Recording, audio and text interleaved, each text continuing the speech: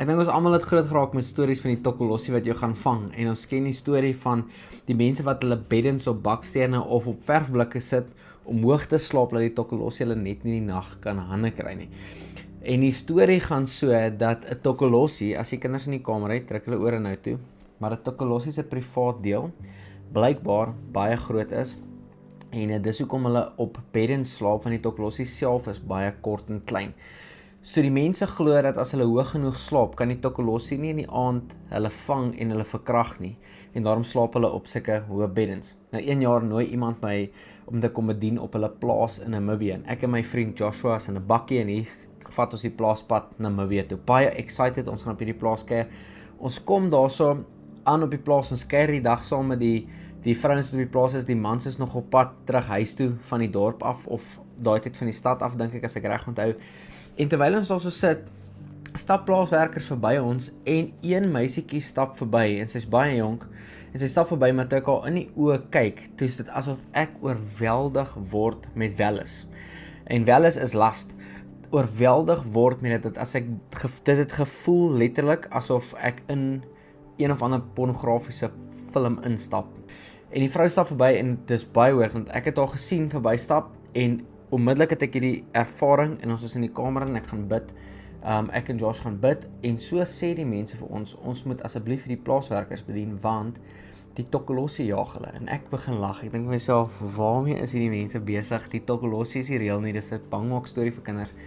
En ek bel onmiddellik iemand wat ek ken in bediening en ek vra vir haar, hoe werk die tokkolossie besigheid? Die mense hier is letterlik ernstig oor dat hy tokkolossie hulle gaan vang en hulle gaan verkrag. En sy sê vir my, van wat sy weet, is daar so toordokters wat verskillende geeste vat en dan bou hulle 'n gees uit dit uit wat dan die tokkolossie is. En of jy dit nou glo of nie, maar ons letterlik mense wat na Sangoma of 'n toordokter toe gaan en vra dat hulle vir hulle een of ander toordery kan doen, dat hulle besig raak of beter raak in besigheid. Of hulle vra een of ander toordery dat 'n verhouding kan herstel of dat 'n huwelik weer kan herstel of wat ook al hulle rede sal wees daarvoor. En wat die toordokter dat doen is hulle ruil in toordery of witchcraft geeste uit. So hulle vat jou gees, gee vir jou gees van besigheid. Dan flourish jou besigheid, maar 'n paar jaar later gaan jy dood van een of ander siekte want jou gees het nie gewerk nie. En wat hulle dan sê is, en hierdie is wat ek nog gehoor het hoe hulle verduidelik, is, en miskien is hier iemand wat meer weet en ons meer kan vertel van dit, dan vat hulle jou gees en jaag dit in een of ander bok of 'n dier in en dis dan waar ons kyk hoe mense dan opeindig in 'n gestig en hulle is geestes gestremd of geestes versteur sal die Afrikaanse woord daarvoor wees. Lang storie kort, volgende dag kry ons al die plaaswerkers bymekaar, almal sit daarso. Ek maak die Bybel oop en ek begin lees en dit lyk letterlik in die gees asof die blaaie, die woorde van die Bybel se blad af in die lug kom en dan val dit op die grond. Dit gaan nie uit nie. Die Bybel sê Jesus het sy woord gestuur en dit mense genees.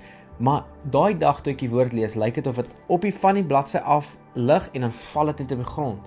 En toe ek dit sien, toe dink ek, nee wag, kom ons bid 'n bietjie. En ek maak my oor toe en ek begin bid in tale. En soos wat ek in tale bid, hoor ek met my oor iemand hardloop. En jy kan hoor, daar hardloop hulle. En die volgende oomblik skree 'n wilde gees. Waaah, skree die vrou. En ek maak my oë oop en ek hardloop agterna, ek en Josh. Hy bring vir my salwingsolie.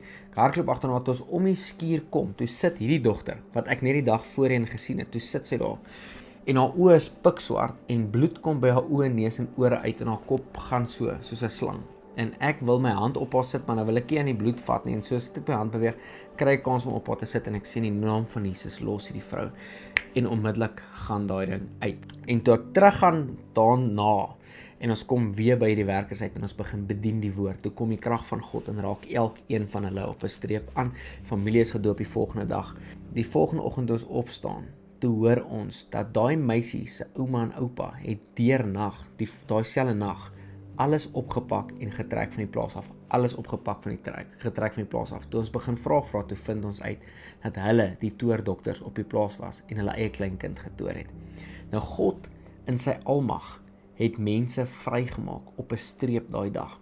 Toordokters is 'n realiteit, demone is 'n realiteit en van wat ek verstaan is tokkolossies 'n realiteit. Nou ek weet nie waar jy in jou pad met Jesus is nie, maar as daar enigiets in jou lewe is wat vandag 'n oop deur is waar die vyand kan inkom. Hoor wat ek jou vandag sê, dit kan 'n oop deur wees wat jy wettiglik vir hom reg gee om in jou lewe te kan inkom.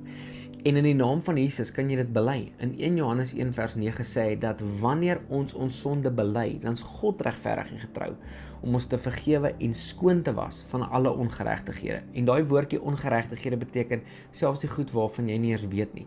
En vandag kan jy vir Jesus jammer sê en hom innooi dat die Heilige Gees jou vul en skoon was van binnekant af buitekant toe en jou totale nuwe lewe gee. Jy het nie nodig dat die man van God noodwendig hande op jou lê of dat jy bevryding onmiddellik moet kry nie. Ja, dit is 'n realiteit. Yes, dit moet gebeur.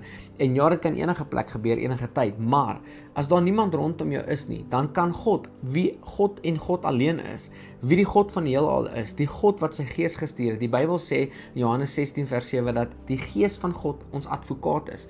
Dan kan die advokaat en die helper, die Gees van God, vandag jou skoon was van binnekant af buitekant toe. En selfs soos wat jy my stem hoor, kan jy na hierdie video luister en vir die Here sê wat die ding is in jou lewe wat jy wil laat gaan, en dan gaan ek oor jou bid en God vertrou saam met jou dat daar totale vryheid en genesing in jou liggaam en in jou lewe vandag kom, soos wat jy die stem van my hoor, in die naam van Jesus. Vader, ek dank U in die naam van Jesus, vir elke persoon wat hier luister, selfs die skeptiese mense wat hier luister, dat U hulle tasbaar sal aanraak in Jesus se naam. Hulle liggaam sal warm maak, of een of ander fisiese ding sal dit gebeur in hulle eie liggaam, dat hulle sal weet U is by hulle en U is met hulle. In die naam van Jesus, elke persoon wat tormented is deur demoniese magte, ek maak julle nou los in die naam van Jesus. Ek beveel elke vuil gees wat hulle vashou in die naam van Jesus om uit te gaan in Jesus se naam. Vader, ek dank U dat U hulle vul met U kosbare Heilige Gees, dat U hulle omring met geestesfamilie. Vader, dat U hulle sal wys in wat se geestelike kerk hulle kan ingaan, waar hulle familie sal hê, waar hulle kan groei en vorentoe kan gaan in die naam van Jesus. Vader, ek dank U vandag totale vryheid oor elke stem wat in hulle ore raas wat nie U stem is nie, vir elke droom wat hulle torment deur die nag, dat dit sal stil raak in die naam van Jesus. Vader, daarso waar enige demoniese magte in werking is, sê U woord, dat geen mag of krag oor hulle sal wees nie, geen wapen teen hulle gerig sal wees in die naam van Jesus nie. Here, dat U woord bo alle woord is, dat U selfs U woord bo U eie naam gesit het, en dat U naam die naam bo alle name is, en dan wat ook al vandag aktief in hulle lewe is, wat nie van U afkom nie, kom ek in agreement saam met hulle, en ek sê in die naam van Jesus, los hulle uit, en maak hulle vry, in Jesus se naam, amen.